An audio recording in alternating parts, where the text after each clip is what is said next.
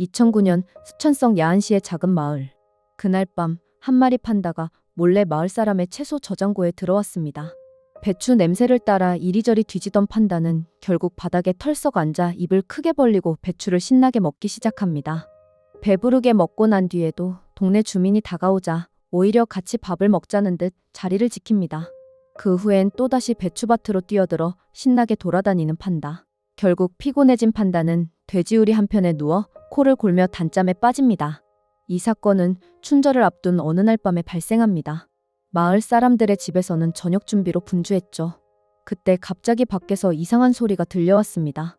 마을 주민 이씨 부자는 손전등을 들고 밖으로 나섰습니다. 그리고 그들은 그들이 본 광경에 모두 깜짝 놀랐습니다. 거기엔 한 마리 판다가 있었던 겁니다. 그 판다는 마치 자기 집인 양 느긋하게 앉아 배추를 우적우적 맛있게 먹고 있었죠. 사람들이 불빛을 비춰도 전혀 도망가지 않았고 오히려 여전히 자리를 지킨 채 큰 입을 벌리고 열심히 식사 중이었습니다. 그 순간 불빛 아래에서 반짝이는 판다의 모습에 사람들은 잠시 넋을 잃었습니다. 그리고 누군가가 중얼거렸죠. 이거 정말 꿈이 아니겠지. 이 씨는 당시를 회상하며 말합니다. 그때 정말 사람들을 깜짝 놀라게 했죠. 생각도 못했어요. 대왕 판다가 씹고 있던 게 바로 갈비뼈였다는 걸요. 저는 그제야 판다가 먹고 있는 게 제가 보관해둔 갈비뼈였다는 걸 떠올렸죠. 손에 있던 걸 다 먹고는 귀엽게 봐봐 하면서 사람들 쪽으로 다가왔어요. 저는 속으로 큰일 났다 하고 생각했죠. 그래서 급히 부엌으로 가서 수년 동안 보관해온 뼈를 꺼내 조금 잘라왔어요. 그걸 다시 판다에게 건넸습니다. 하지만 판다는 그저 바라보기만 하고 손으로는 받지 않았죠. 판다는 계속 먹더니 배가 부르자 먹은 걸 전부 토해냈습니다. 그리고 우리 안에서 헐떡이며 괴로워하기 시작했죠. 판다 신음소리가 너무 생생해서 이 씨의 가족은 한밤중에도 잠을 이룰 수가 없었습니다. 그러고는 밤이 깊어가던 어느 순간 판다는 천천히 일어나더니 기어서 밖으로 나가버렸어요. 이 씨는 다시 회상합니다. 그땐 다시는 돌아오지 않을 줄 알았죠. 그런데 밤이 되자 판다는 자신이 떠날 때 남겨둔 흔적을 찾아 다시 나타났어요. 그 자리엔 예전처럼 대나무가 가득했죠.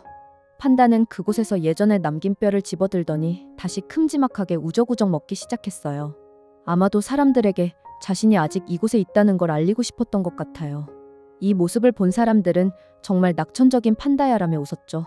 그 후 판다는 사람들의 창고에 있던 죽순 바구니를 또 들고 가 산속으로 사라졌어요. 그리고 사람들은 저 판다는 보물 같은 녀석이야라며 감탄했습니다. 그리고 이씨 아저씨는 이제 더 이상 판다를 다시 볼 수 없게 되었습니다. 그는 그저 조용히 이별을 받아들일 수밖에 없었죠. 이 씨는 말합니다. 이 녀석은 오고 가는 손님이지요. 하지만 이 씨는 판다를 이미 가족의 한 일원처럼 여겼습니다. 판다가 뼈를 좋아하는 걸 알게 된 그는 이후 고기를 먹을 때마다 늘 일부러 뼈를 남겨두곤 했죠. 심지어 판다가 떠나던 마지막 순간에도 이 씨 아저씨는 그를 배웅하며 눈시울을 붉혔습니다. 전문가들은 판다가 야생에 잘 적응할 거라는 말을 전했지만 아저씨는 끝내 눈물을 참지 못했습니다. 그는 마지막으로 판다에게 인사했어요. 잘 가라, 내 친구. 비록 판다는 다시 산속으로 돌아가야 했지만 그 마음만큼은 여전히 사람들 곁에 남아 있었습니다. 여기까지 MIN 뉴스였습니다. 고맙습니다.